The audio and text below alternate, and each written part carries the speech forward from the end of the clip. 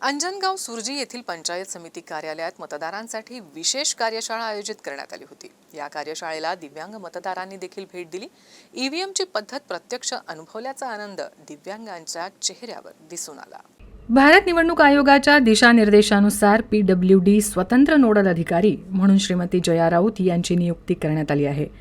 त्यांना सहाय्यक नोडल अधिकारी राजेंद्र जाधववर, ज्ञानबा पुंड, पुरुषोत्तम शिंदे, भारत राऊत, पवन साबळे, श्रीमती शालिनी गायगोले, उमेश धुमाळे, आशिष जुनाडे, पंकज मुदगल आणि नीरज तिवारी यांची नियुक्ती करण्यात आली असून त्यांच्या मार्फत संपूर्ण जिल्हाभर विविध कार्यक्रम राबवण्यात येत आहे। याचाच एक भाग म्हणून दर्यापूर निवडणूक निर्णय अधिकारी तथा उपविभागीय अधिकारी यांच्या निर्देशान्वये तसंच सहाय्यक निवडणूक निर्णय अधिकारी तथा तहसीलदार अंजनगाव यांच्या मार्गदर्शनानं दर्यापूर विधानसभा मतदारसंघातील अंजनगाव सुरजी तालुक्यातील सर्व दिव्यांग मतदार आणि निवडणूक प्रक्रियेची माहिती व्हावी त्या अनुषंगानं पंचायत समिती कार्यालय अंजनगाव इथं दिव्यांग मतदार EVM प्रात्यक्षिक कार्यशाळा आयोजित करण्यात आली। कार्यशाळेला नोडल अधिकारी तथा सहाय्यक गटविकास अधिकारी कल्पना जायभाने यांनी मार्गदर्शन केलं।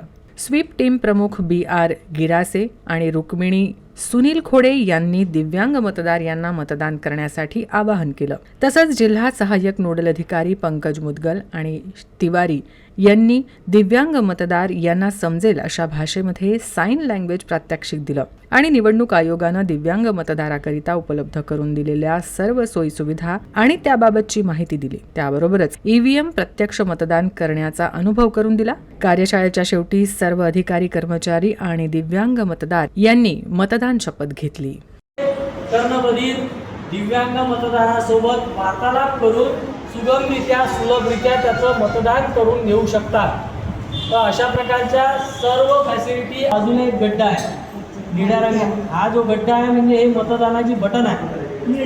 हा ही बटन दाबूनच आपल्याला VVPAT मध्ये पण एक ग्रुप अब तेरे को की नंबर वो नंबर अपने को यहाँ से ब्रेल में ढूंढना है।